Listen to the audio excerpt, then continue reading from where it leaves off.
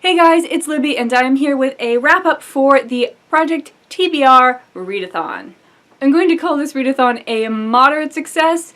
I read at least part of all 5 of the books that I said I was going to read, but I'm currently buying a house, as you may know, and you do not understand how much paperwork is involved. Like, I thought I could imagine a vast quantity of paperwork. I failed. My imagination was not strong enough. So let's get right down to the books. The first challenge was to read a book that was under 250 pages. For this I chose the Mezzanine by Nicholson Baker, and in my TBR video I said that I might hate it because it's so pretentious, and that was accurate. I got about 32 pages into this book before I was just like, Right now I could be reading books about zombies, aliens, or murderous Nazis. I don't want to be spending this readathon reading about how this guy's shoelaces broke, and then he went to go buy more shoelaces, and there's a very long discussion about the advances in his shoelace tying history. I couldn't do it. So I gave up on this book, and it is going to get unhauled. Then I continued on the first day reading 36 pages of the Book of Strange New Things by Michel Faber, and I quite liked it because Michel Faber, like, rocks my socks. But this is the book that I was reading for the 500+ page challenge, and I was just looking at it, and I'm like, there is a faint possibility that I can finish this book this week.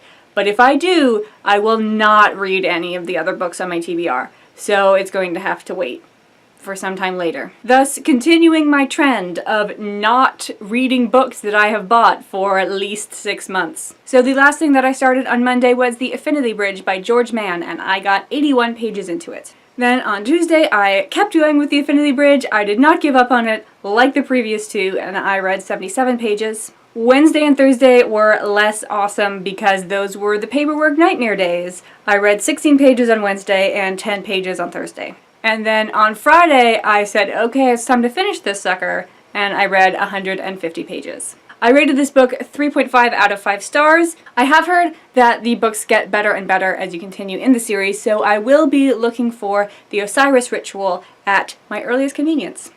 If you like Doctor Who, I think you would enjoy this book. It's got kind of a similar situation, what with, like, our cool pseudo-governmental dude and his lady sidekick who go around kicking some butt, and monsters and mysteries. Then on Saturday I was like, oh my god, the readathon's almost over and I've only successfully completed 1 of my 5 books and given up on 2 others. I need to step on it. So I picked up Sphereland by Dionys, which is the book that I thought I wasn't going to get to, but then I went totally out of order. So I marathoned this book, read it all on Saturday, all 205 pages with pictures. So it's not like the most impressive thing ever, but it's also math fiction, which can be dry and, like, cause you to stop and make a diagram in your head and then continue reading. I gave this book 2.5 stars. Flatland is, like, the awesomest book. This book comes in 4 parts. The first section is just a summary of Flatland, so I was able to skim that. And then it very gradually moves into more interesting things. It also changes the universe of Flatland. Dionys is saying that Flatland and Sphereland are the same place.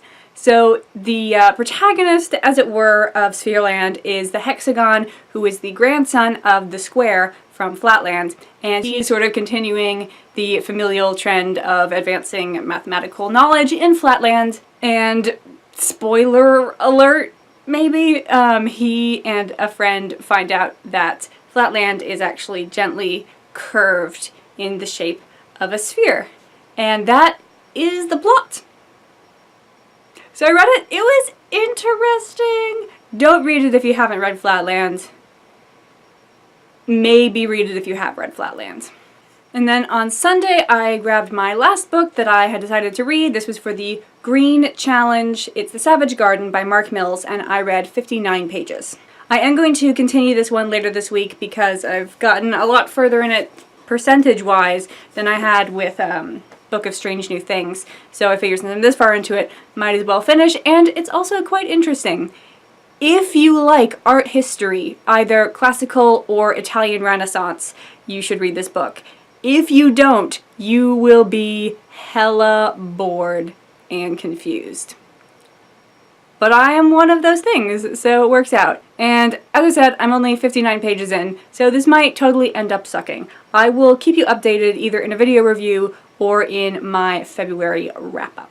So that brings my total for the week to 636 pages, which is not the greatest that I've ever done, but I did get through some things I really wanted to get through, and I found a new series, so victory, at least in some respects.